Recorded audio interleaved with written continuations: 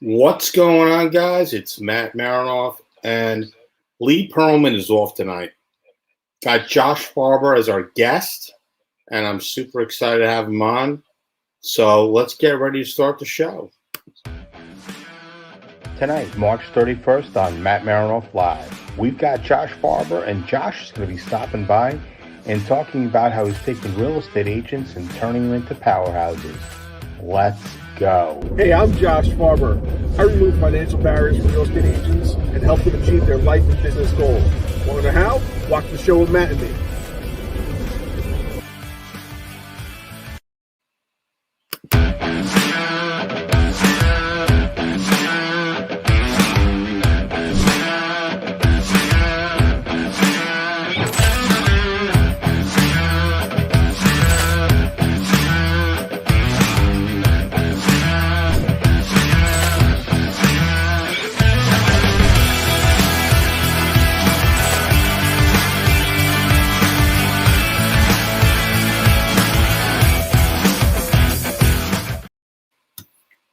What's going on, guys? So happy to have my buddy Josh from Florida, who's talking to me about how great it is down there, and I'm still in New Jersey. Thanks, Josh. Yeah, you're welcome. So, Josh, what's going on? What's shaking? How you doing today? I'm doing good, brother. I'm doing really good. Business is busy, right? I think for all of us. Absolutely. How's COVID been treating you down there? Yeah, I knew you were going to ask me that question. This is Florida, my friend. There's no COVID in Florida. What's it doing for the real estate market? Well, look, when COVID came out, I told everybody this is probably the best thing that could happen for the real estate market.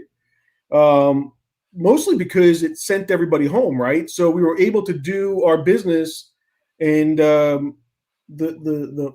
for sale by owners weren't able to do the business, right? We were able to do it for them. We were able to do it remotely. We were able to do it virtually, but it made it harder for those guys. Now it's completely flopped because the business is so busy. Everybody's so busy. There's people out there like crazy. They feel like they don't even need agents. Buyers are trying to buy. Sellers are just putting a house on the market, and it goes in 24 hours. It's gone. Right. And by the way, that's everywhere I've done business. That's everywhere. So you're licensed in Florida, but you're also licensed in New Jersey. Also licensed in New Jersey. I was licensed in New Mexico. I probably still am. I don't know. Yeah. But you're a broker, correct? I'm a broker. Yep. Everywhere. So you're broker and Jersey and Florida. Correct. Yeah. So my agents in New Jersey are very busy, right? My agents in New Jersey are so busy they honestly can't take any more business. So many buyers looking for homes. Sellers, on the other hand, are fewer and far between, right? They, like I said just now, they feel like they don't need the agent so much. So it's harder to find those properties for our sellers or for our buyers. Florida, we're having the same problem, in all honesty. I went out and previewed a house the other day. I have a buyer who needs some finessing, and 15 people in the house. I couldn't even do anything. There's no way. So what's the temperature down there as far as like, not the temperature, but what's the temperature down there as far as like, how are the contracts getting written? Are they waiving appraisals? Are they waiving contingencies? What are they doing? I think it's certainly not as aggressive as it is in New Jersey or Bergen County. In Bergen County, we're really struggling because I take my clients very seriously. I don't ever want to risk anybody's money. So up there, it's harder. But here, yeah, we're busy, but it's not as busy to the point that you feel like you have to waive those contingencies. But with that said, I just sold a house. We had, 15 offers on it, and we went $35,000 over asking, and they waived the appraisal. So it is happening. It just depends. It's case by case basis. You've been in the industry since 2003. 2003. You're also an investor too. I am. And let's talk about what we were talking about the other day when you're talking about removing the financial barriers for real estate agents and helping them to achieve, I guess, their business goals and everything in life. What is that all about? Well, look, at the end of the day, really, I don't need to be a broker, right? I'm an agent. I'm a broker on my own. I don't need agents to work for me, right? So I do fairly well for myself. But somewhere and we've talked about this before. I've been on your show before. I have this need to help people, right? So I have a nonprofit that I run, but I started my first real estate brokerage outside of myself, meaning that I brought on agents, and it was all for my friends. And over the years, that's what I decided I like to do. I want to help agents who are, these big real estate companies charge 20, 30, 40, even 50% sometimes. You get on a team, you're paying 50%. Big real estate company paying 36%. And honestly, most of the time, they're not doing anything for you. But So, hold on, but isn't there real value there? Because what if somebody's not a go-getter? What if somebody just wants to be a yes man and go out and they're okay with paying up 50% because they're not paying the marketing for the leads? They don't have to worry about the hassle of paying that nut every single month. The only place they're going to get that is being on a team. And right. I tell agents all the time, if you're not able to go out there and work the business, right? Remember, this is an independent contractor business, right? Every agent is an independent contractor.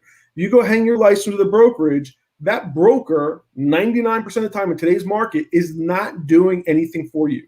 They give you a list of things that they supply, right? And they say, these are the things that you can use, but they're not doing it for you. It's a little bit different on a team, but the same thing goes on a team. If you're not producing, they don't want you. Okay. So, right now in real estate, today's market, good, bad, what's your thought process right now? Is now a good time to switch roles with wherever you are in real estate, or if you just got your license and you're fresh out of real estate school? Why would somebody want to be in business with John? Yeah, I think if there's there couldn't be a better time to do it, to be honest with you. The market is so hot, like we were just talking about, everywhere. The market is so hot, right? So if you can't go out there and generate business today in this market, you're not going to be able to do it in any market. So if you're going to generate business in this market today, why wouldn't you take home every bit of the pay that you can? I don't know. I think that some people need the guidance. They need the education. Still give all the guidance. Still give all the support. Listen, I was thinking about it today. There is a job for everything you could possibly think of. Or there's even an opportunity. You could be the guy that picks up dog poop. It's a job. It's a job. You could be a garbage. You could be a garbage. Every business I've ever had, people have complained, right? Every business, people have complained. But I've always said, if you complained about the customer, of course, right? I've always said, without that customer, you don't have a job, right? You need a job. Job or career. Sure. We've joked around about it. You've been outside in your backyard drinking or whatever it is, and you're like, oh, let me show you what it looks like. And I'm like, F you. And that's cool. But we got to see your living room today for the first time ever. That's true. That is true. That is true. So, but let me ask this question. So where do you draw the line as far as like work and pleasure? Because you never seem stressed out. Is it you have it all figured out, or you're high all the time?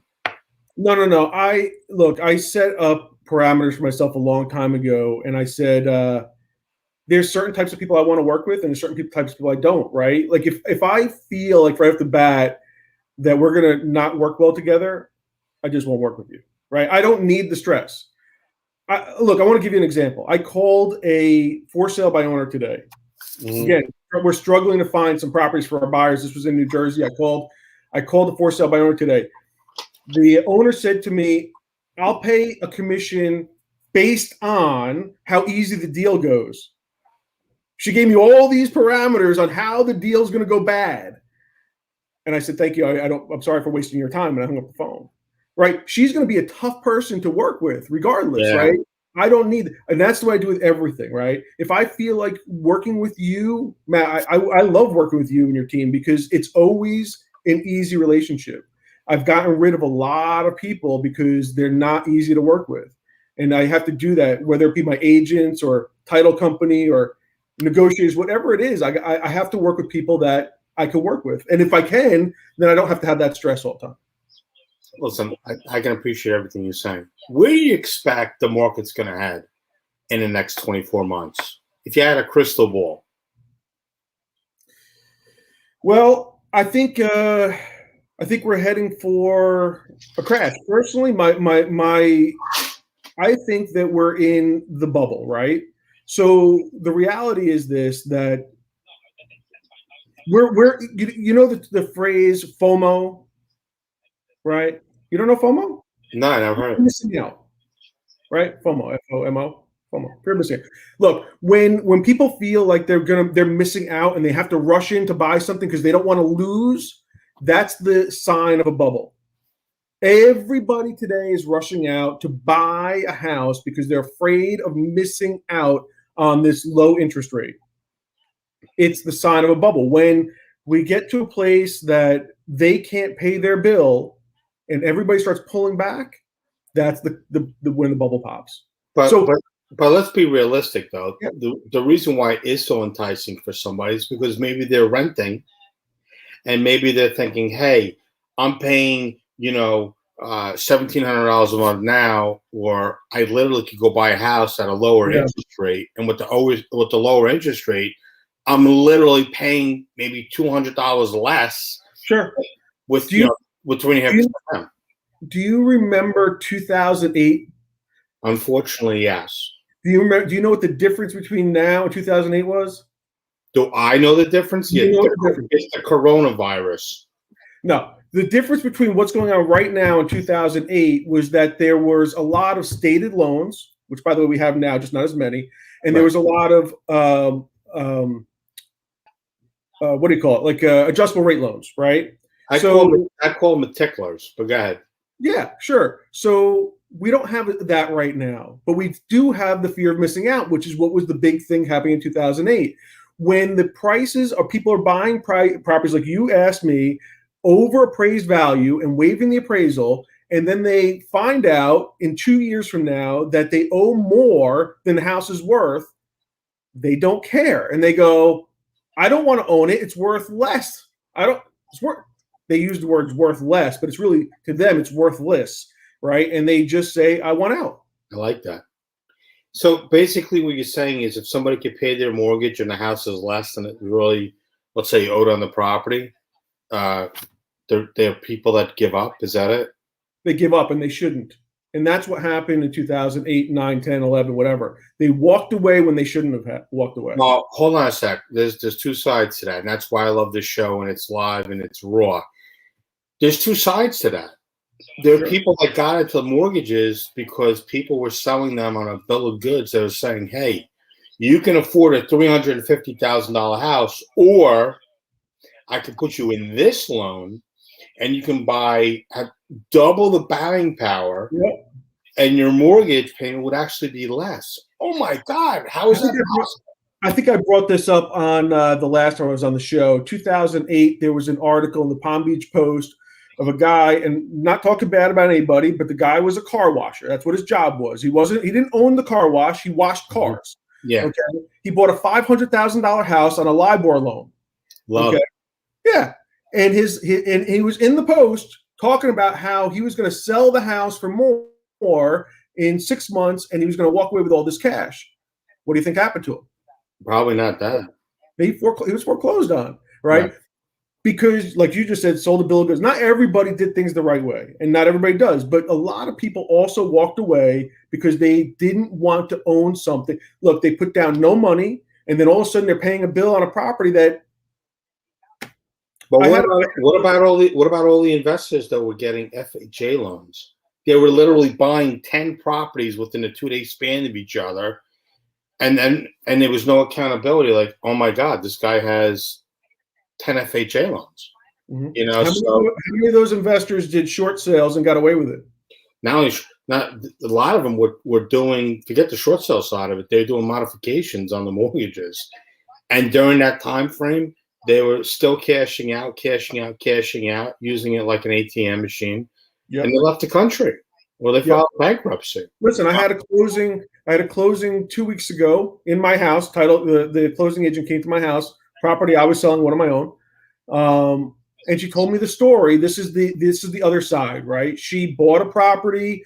She bought it at the height of the market, 2005, six, whatever it was. Mhm.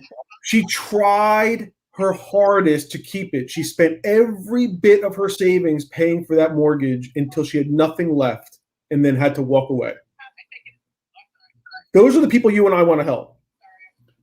Look, there's a lot of people right now. Unfortunately, I don't think they know what they're doing. They weren't involved in the adjustment crash, whatever you want to call it, in 2008. They're newly in the industry, maybe like 3 years, maybe 2 years. Everybody, and their mother has a real estate license, or they're back in it. I'm seeing on the short sale side, which I think is funny, people that are saying, I never left. I've been here for 16 years. And I'm saying to myself,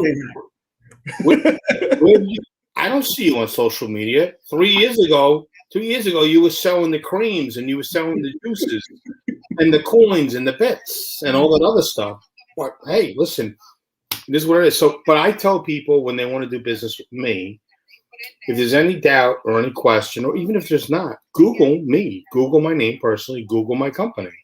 Because I want people to see there's a ton of stuff that comes up. Like if you hit Google on your phone and say, Matt Marinoff, or tell me about Matt Marinoff, or who's Matt Marinoff, it actually says he's the owner of Real Estate Recovery Group. He's a renowned, speaker. He's been in business. How much did you pay for that? Zero. I was actually shocked. It was my mother-in-law that actually did it, and I'm sitting next to her, and I'm like,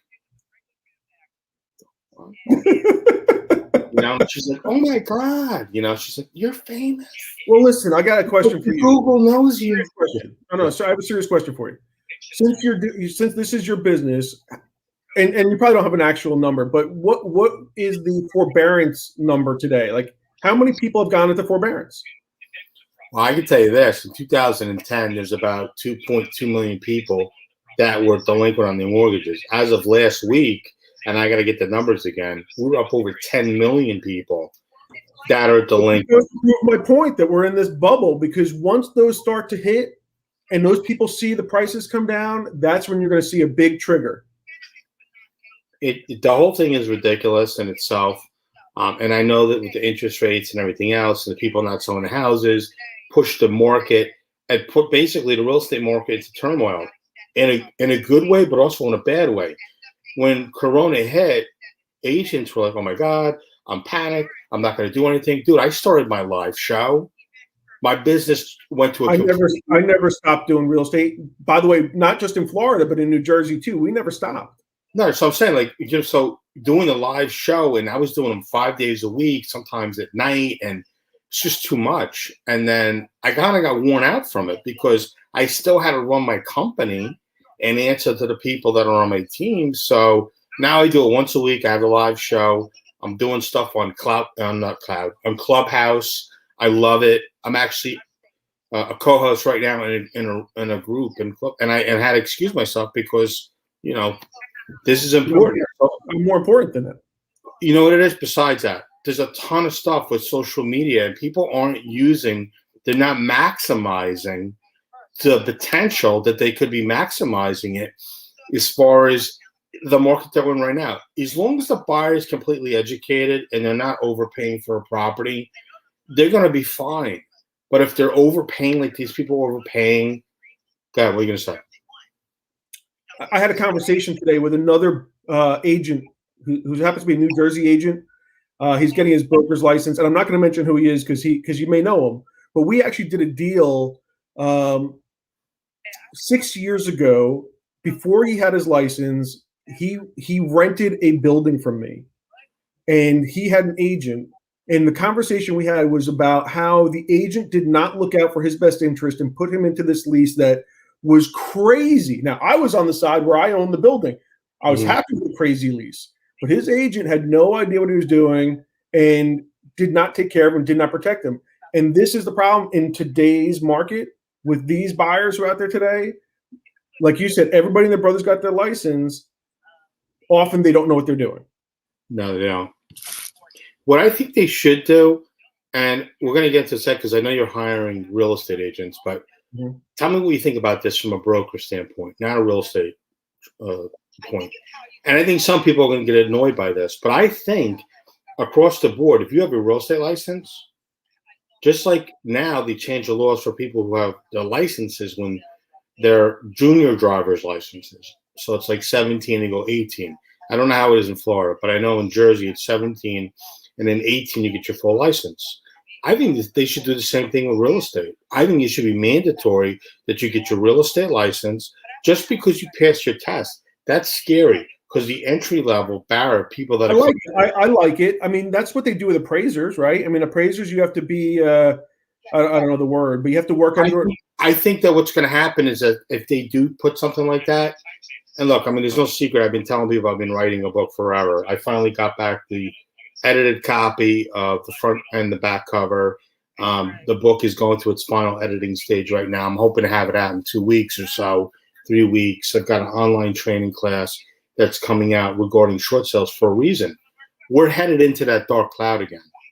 And I think with real estate agents, if they're going to get their license and they're going to be licensed, I think that even just because you have a license doesn't mean anything. How many doctors get a license and then they have, their internship, right? And then if they want to go into a specialty, short sales, whether it's whatever it is, they should be properly trained, and they're not. It's true. So, as I hire agents on with me, one of the first requirements is that the first few transactions that they do, they have to do it with a mentor, right? They can't do it. They're not doing it on their own. That's you. You're saying that. That's my office. Yeah. So somebody's a real estate agent. They have their license now for a couple of years. They have no idea what the hell they're doing. They want to come work with you. You help them and walk them through. I verify how many transactions they've done in the last 24 months. If they've done less than five transactions, then they have to work with somebody. So I have to be comfortable. Look, at the end of the day, who's responsible when they screw up? Me. I'm the broker, right? And agents sometimes don't understand that. They go, I'm doing all the work, but I'm the one carrying the liability, right? So if they've not done enough transactions, they have to work through the first few with somebody to make sure that they know what they're doing. Yeah, 100%. We'll be right back after this commercial break. Let me pull it up, or not. Maybe we're not going to be back after this commercial break. Hi there, I'm Lee Perlman. I'm a consumer bankruptcy attorney. I've been helping people get a financial fresh start since 1994. You can reach me at newjerseybankruptcy.com or 856-751-4224. This show is just way too professional for me. I don't think I like it anymore. Well, you know what it is last year I saw what I was doing, and then I'm seeing all these podcast shows and everything else I was doing. I'm like, I like being in front of the camera. Although, one of my buddies always jokes around and says to me, bro, you got a face for radio. You want to be in front of the camera, which is okay. I think it's important that people see like there's other stuff out there. Lee Perlman, he's an amazing bankruptcy attorney. Big props to him. I do a lot of business with him because there's a lot of people in Jersey, they don't know what their options are. Bankruptcy isn't always an option for somebody who's in distress. Just because they're in distress and haven't paid their mortgage doesn't mean that they actually qualify for bankruptcy. But let's get back to you. So you're looking for agents to come on, and what's the benefit of them working with you? What are you offering? Well, it's more about what I'm not offering, I think. So I think that most of these big companies, they have the shiny object syndrome, right? So they put up all these little things and they tell everybody, you got all this stuff. And, after 18 years of doing this business and running brokerages, I found that most agents never touch any of that stuff.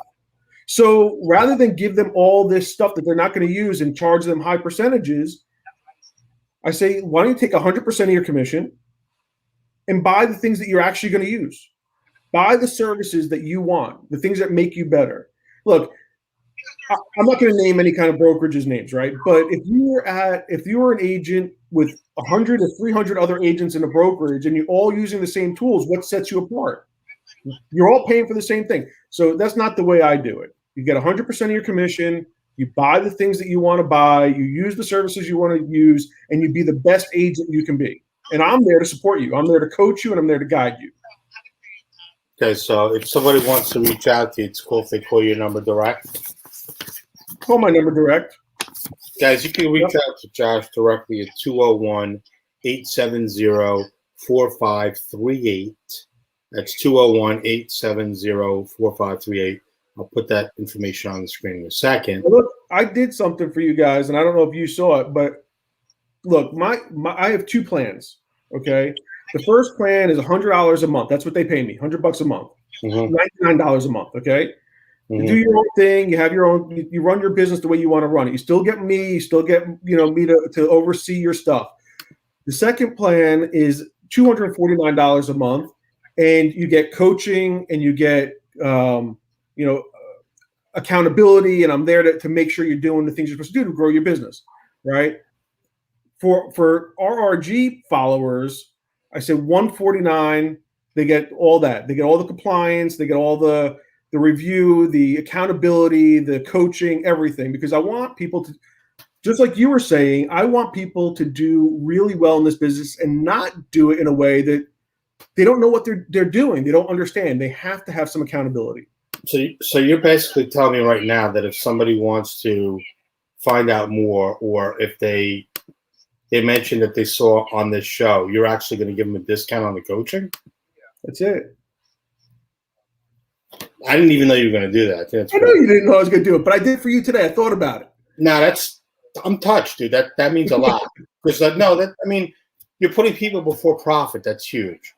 I told you from get-go, I don't need to do this business. I want agents to be good at this business. We don't need people out there just running around doing bad business.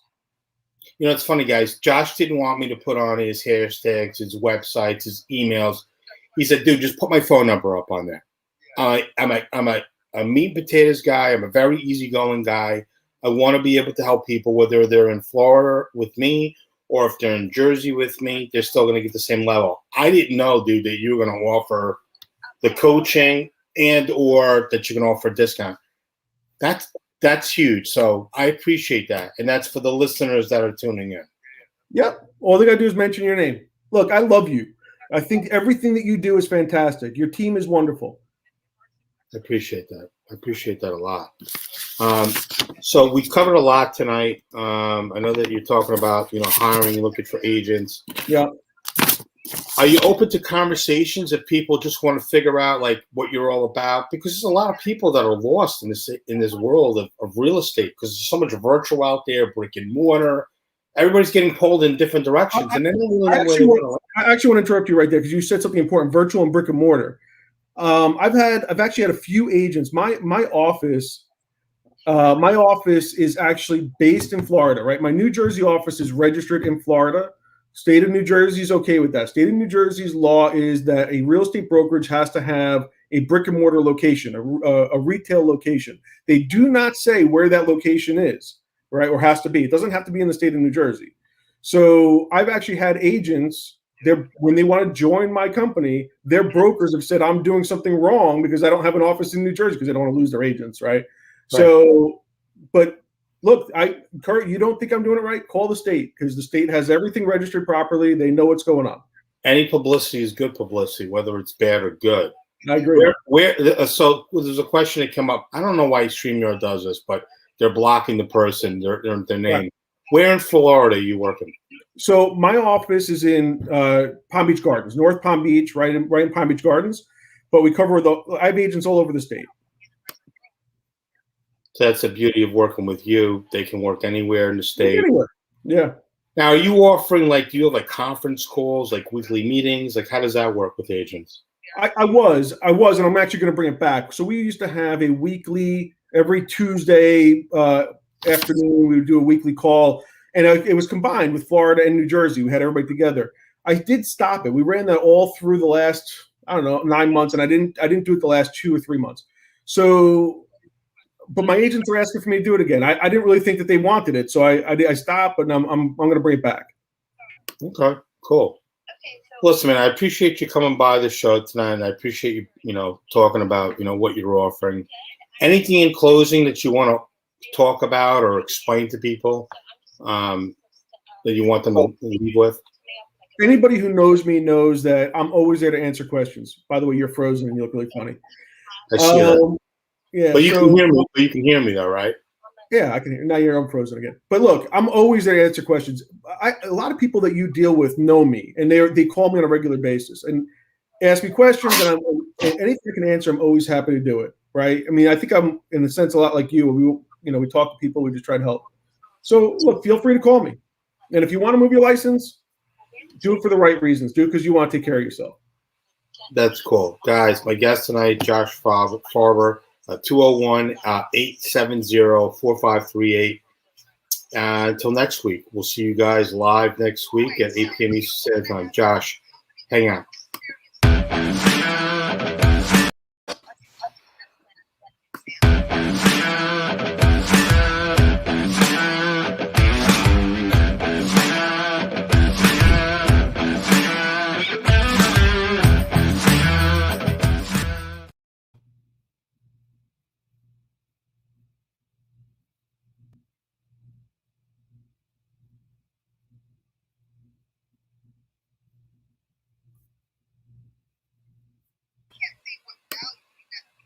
Now it doesn't. Unbelievable. Well, let's see if we can do it now since it unfroze me.